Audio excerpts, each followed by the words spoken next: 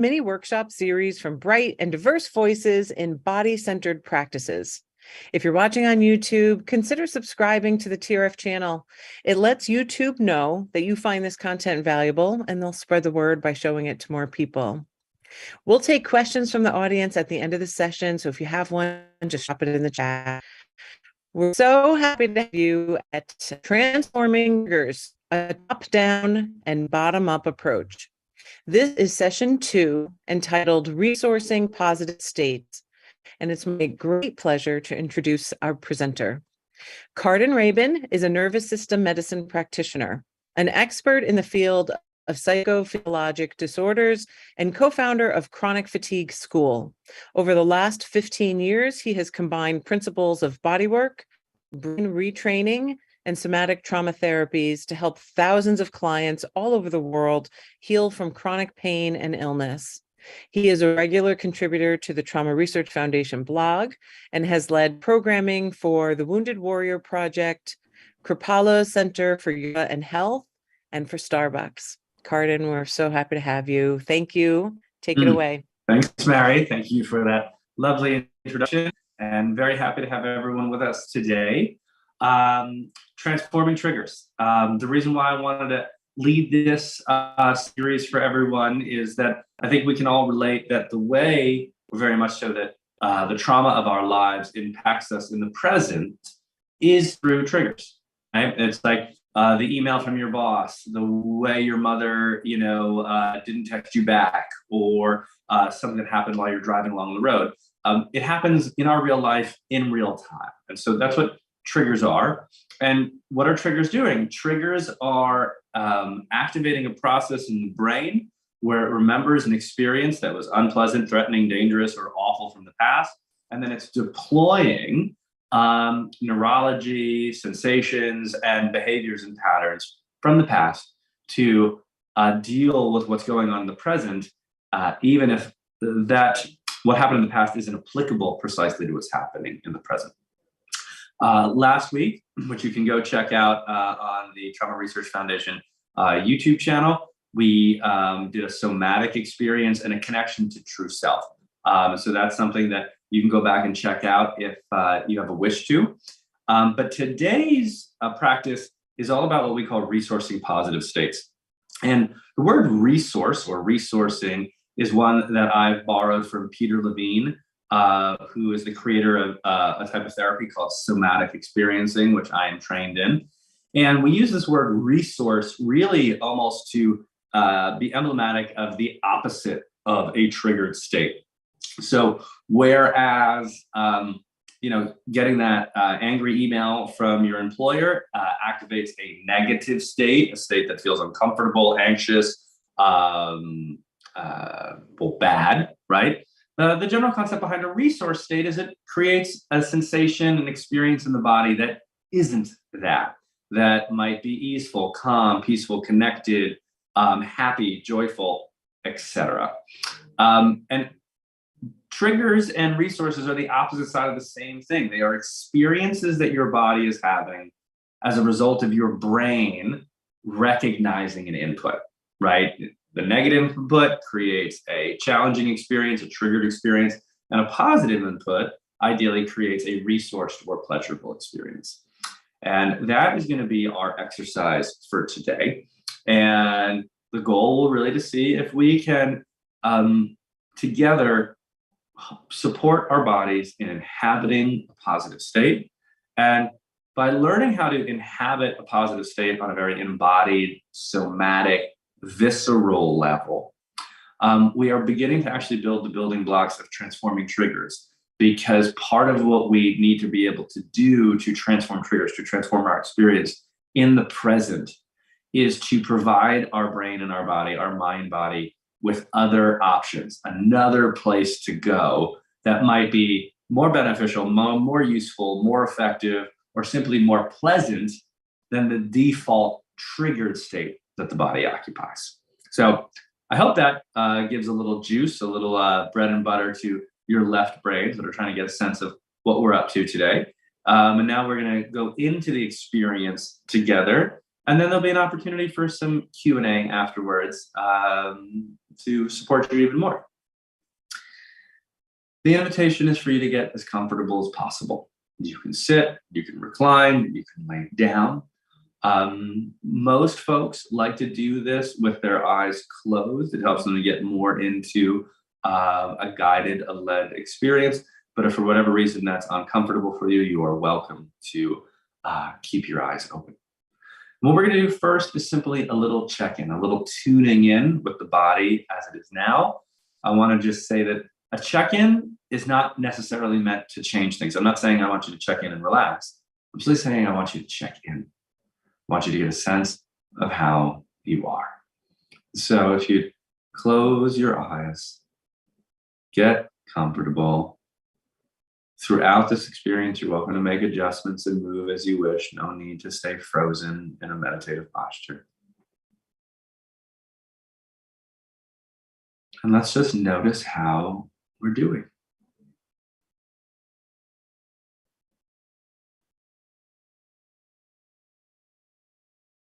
And it's nice to check in with maybe a few areas that help you gather information about how your body is. For example, you could just ask yourself, what is my overall tension level on a scale from 1 to 5? 5 being very tense, 1 being relaxed.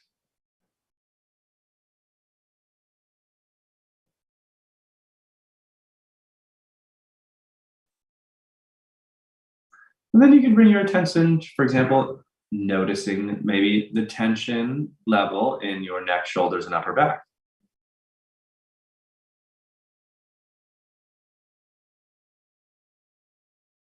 Does it feel like your shoulders are hanging loosely by your sides, or do you feel like you're wearing them, like earrings?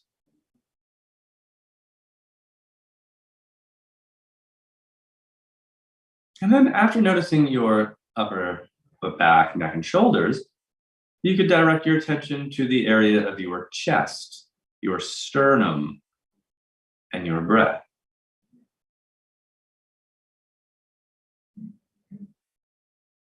And what's the tension level there feel like? Does the breath feel like it moves easily and expansive? Or does it feel like there's some restriction, a lack of expansion?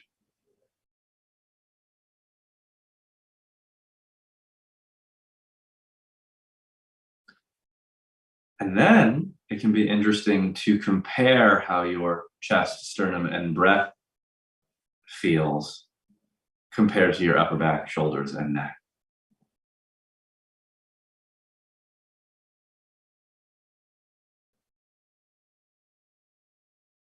Contrasting areas of the body is a great way to tune into our somatic awareness, because differences are what really allow us to notice.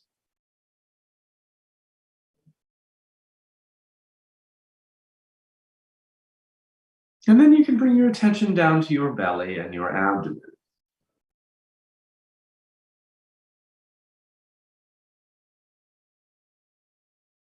Similar to the chest, does the belly feel open? Does it feel closed?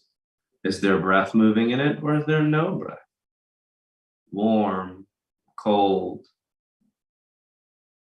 spacious, guarded.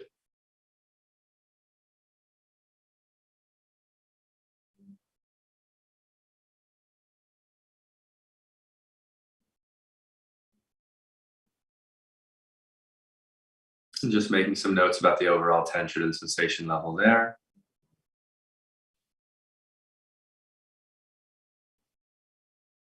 And then last but not least, bring your attention to your face. Overall tension level of your brow, temples, jaw, eyeballs.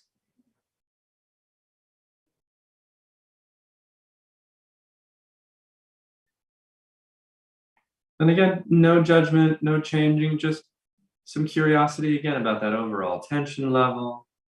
and how the different regions of the body we explored feel one versus the other.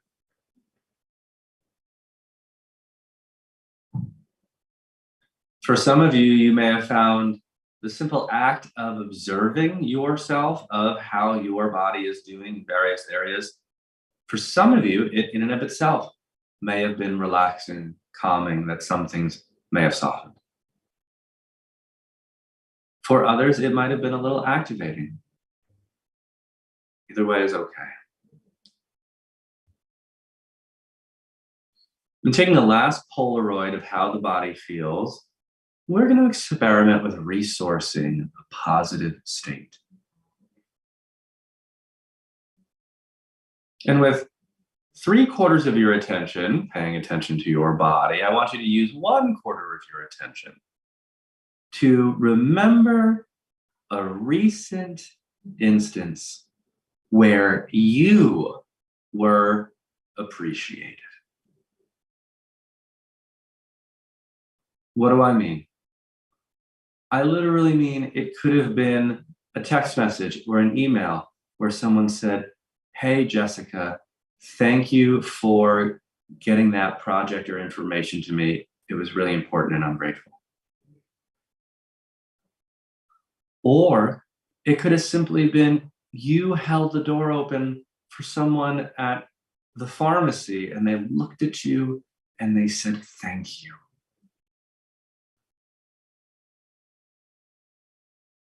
Or it could have been a friend or a client who gave you some big accolades like, "Cindy, I'm so grateful for your help. It made all the difference in what I was dealing with last week."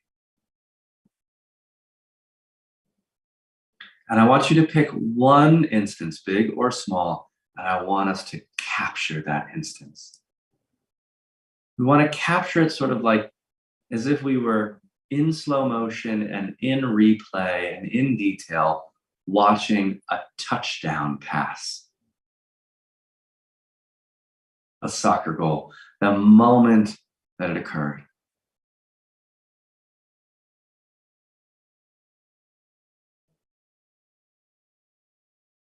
And we got to slow it down and capture it like honey. And what is it like for you to see the face of the person thanking you, remembering the text or the email, and really giving yourself the gift, the time to feel in your body that exquisite moment of someone appreciating.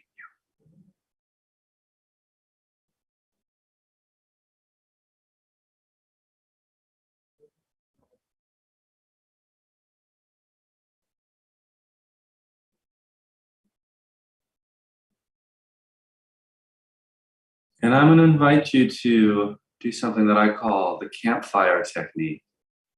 I want you to gently allow your attention to pivot between 3 places. I'd love you to pivot it into how your body feels, the sensations and noticings that let you know that you're capturing some of that appreciation in the bottle of your body. Then I'd like you to use some of your attention to gently pivot back to the envisage, the memory, the moment, the picture, the sound.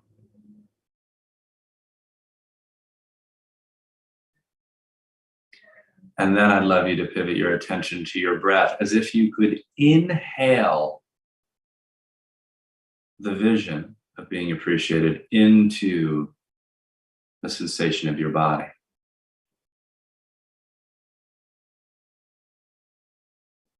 And in our practice here, your body is the campfire. The vision is the spark, the match that's lighting the fire. And the breath that helps to inhale and expand the sensation of being appreciated. It's the bellows, it's the oxygen fueling the fire of sensation of being appreciated.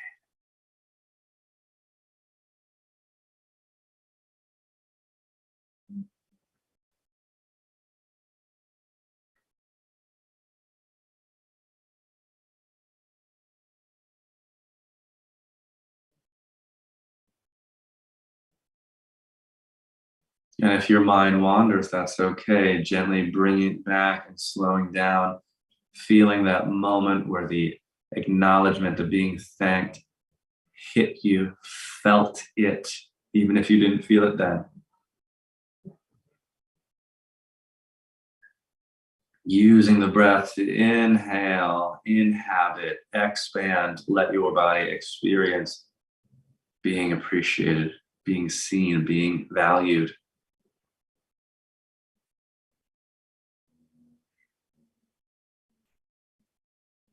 And noticing in your body how that feels.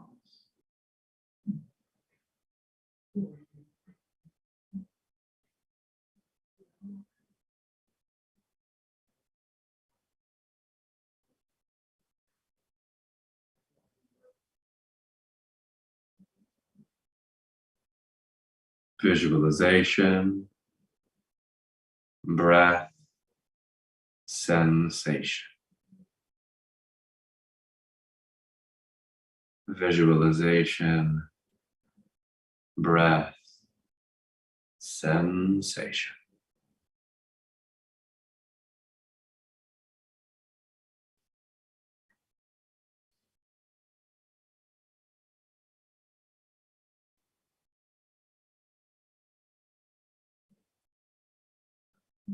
And then with a little shard of your awareness, notice how your body is responding to being awash in the state of being appreciated.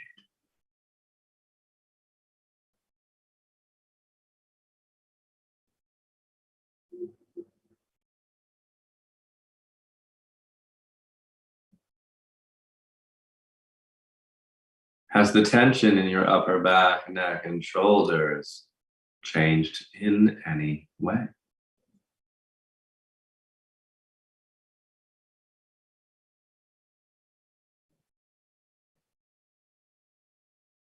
Has the tension or sensations in your chest, sternum, breath shifted in any way?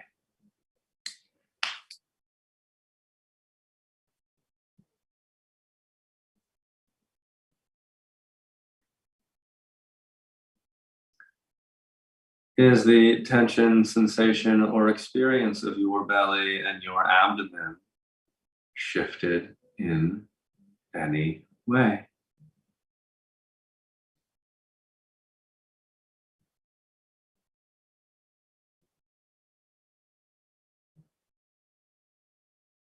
And has your face, brow, temple, jaw, eyes shifted in any way?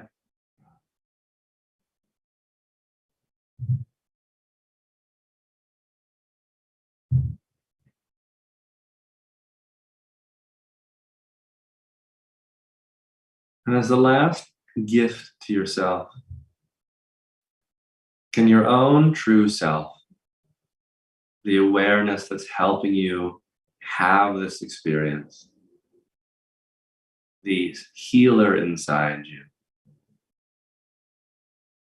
can you appreciate yourself? Can you give yourself a little smile for taking 30 minutes out of your day, wherever you are on this beautiful blue-green ball of the planet, for connecting with yourself, for trying something new, for performing an act of kindness to yourself.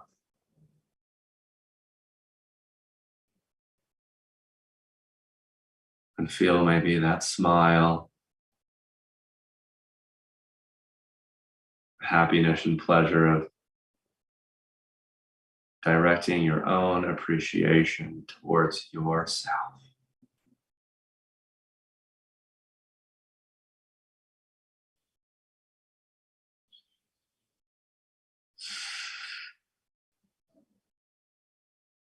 And taking a last moment to notice the impacts, if any, of our guided experience today.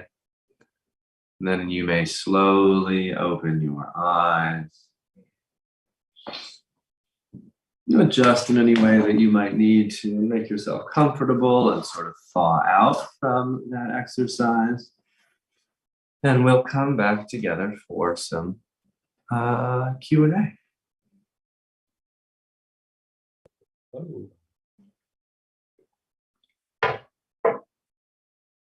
We have Mary on here as well. Give me one moment. All right, so if anybody has any questions, you can feel free to drop them in the chat. We'll get to as many as we can. Any comments or observations are welcome too. Let's get Mary up here. I have a question. Carden, could you repeat what you said about contrast in the body, noticing contrast in the body towards the beginning of the visualization? Yeah, I will. So I'm actually going to use it outside the body for a moment. I like to joke that until a lot of people, some people might be a connoisseur of wine or of flowers or anything that they love. And we'll take wine for a moment. If all you've ever had is $3 Chuck, you think $3 Chuck is fine, right? And bless you if that's the case. And by the way, I like $3 Chuck now and then. But then when you have the terrible misfortune of going to your friend's house who's a wino, or going to France and trying some wonderful vintage, you're like, wow, it can taste like this?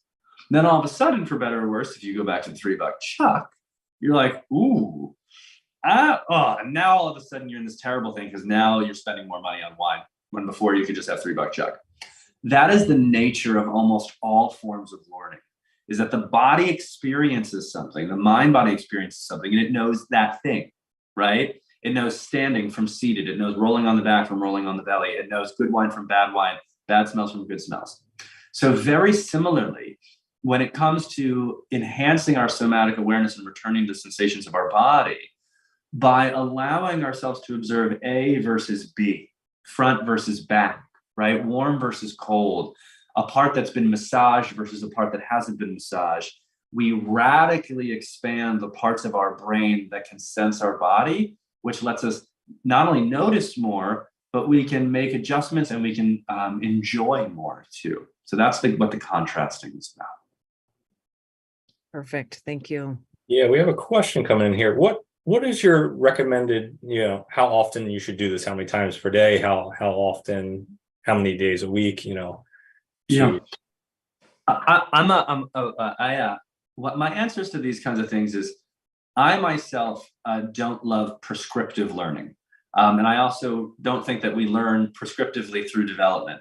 So I'll give you two answers, one that's non-prescriptive and one that's prescriptive. Nerves that fire together wire together. That's probably the single most famous piece of quote from neurology. That's how our brain works. It creates pathways based on the frequency with which they're activated, as well as the intensity of which they're activated. So according to that theory, the more you practice accessing positive states like we just did today, and especially the more juicy, right, and rich they are, the more intensity they have them, the more your mind body will learn to inhabit them. But my favorite way to describe this is if you have an itch, you don't be like, I'm going to itch it 10 times a day. You itch something responsively, right? And so I might offer that if you're finding yourself 3 to 5 or 9 times a day, leading yourself into a state that's unhelpful, one maybe that's down on yourself or feeling anxious, that you could actually use those moments kind of like an itch, and they go, oh, I'm going down my well-worn neurological habit towards a state of melancholy or self-abuse or anxiety, which one isn't maybe appropriate for what just happened. I'm going to practice my resource, my positive state shift. And what I would say is that it's really great, a minimum of 2 minutes, because you got to give the brain and the body time to marinate in it. But 2 to 5 minutes is more than sufficient. You can go into it longer if you want, but that would be my my answer for that question. On the prescriptive front, I don't know. First thing in the morning, 3 times a day. But I think it's better when you do it in response. I think the brain is more naturally learning that way. That's a great answer. So someone is asking here, what does this still help even if you can't feel any sensations in your body? But I think maybe we can answer it like a little more universally, is like, if there's some senses that are dulled, or like working around sort of like a dull sense as well.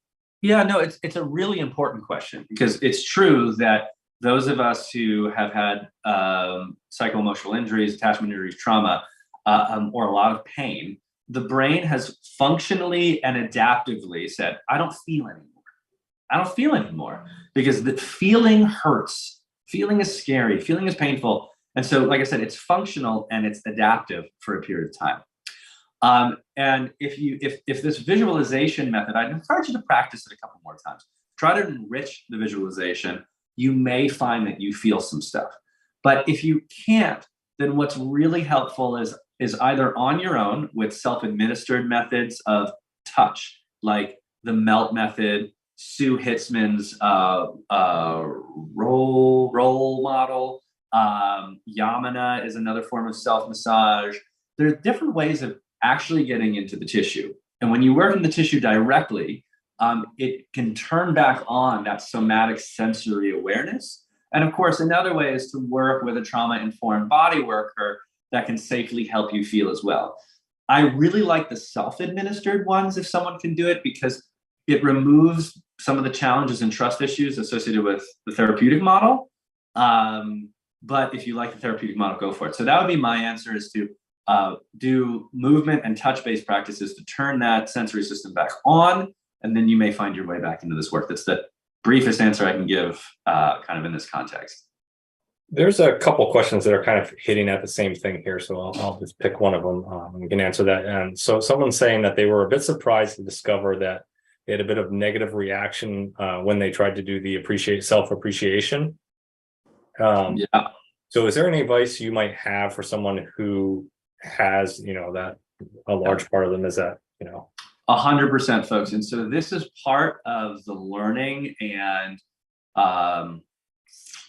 complexity of this work, which is that you have a neural network, folks, like the most wildly complex and diverse galaxy of associations in your mind. And so we call this coupling, right? So for example, I used the resource today very specifically, because if I said, for example, let's use a resource of like, think of a pet that you love, right? Half the time we're going to get coupled to a pet that died, right? And then someone's going to dive into sadness rather than to the resource state of positive that we're trying to do today. So there are no perfect states that don't have associations. And by the way, if we've been suffering for some time psycho-emotionally with trauma, then the nerves that have wired and wired together are an express lane to usually a negative state. And so part of this is, with your awareness, recognizing, oh, there's my brain going to the negative association. I understand why it's doing that. I'm noticing it. And I literally go, not in this moment. Can we use the discipline of attention to bring ourselves back simply to the state we're trying to cultivate, right? When I'm eating a cupcake, if I'm thinking about, oh my God, this is my last cupcake, I don't get to enjoy the cupcake I'm eating. And in that moment, it's a matter of practicing the skill of attention to focus on the state you're trying to achieve. Not to make yourself feel guilty or bad about the association. That's the natural way the brain works. But if we want to change the brain, if we want to transform triggers, we have to practice and use a certain amount of discipline of awareness to pull ourselves back. Not unlike normal meditation, where when we're trying to be with the breath, we start to think about groceries or a tax bill or whatever, it's, oh, I'm noticing that my mind went elsewhere. I'm going to bring it back to what we're trying to do here, which is the breath. It's not different when we're trying to cultivate states. But I just want to let you know it's normal, natural to get pulled. That's the way the neural network works. It's normal, natural for it to go to the negativity bias towards a negative state. That's also what's been most practiced. And part of the skill is in saying, let's go back to here. And I heard you say discipline. There's a discipline in bringing yourself back. That skill requires some discipline. Yes, discipline. And it's discipline to build the neurological muscle to do so. The regrettable thing is that all hard things require effort. And so there is a discipline to that. But the discipline doesn't have to be hard, right? It doesn't have to be critical. It's just like, oh, the discipline is come back. The discipline is, ooh, I left. And the discipline is being compassionate. That's okay. Come back. The discipline isn't like, oh, I went away. This is bad. Come back. Right? So discipline is consistency and effort, but it can really be filled with compassion and generosity. Someone's asking here, so is the skill to cultivate the positive state or how you get there? Both. They're very similar, but as we'll look at over the arc of what we're doing in this series of 5 is that the first, everything's sort of building blocks.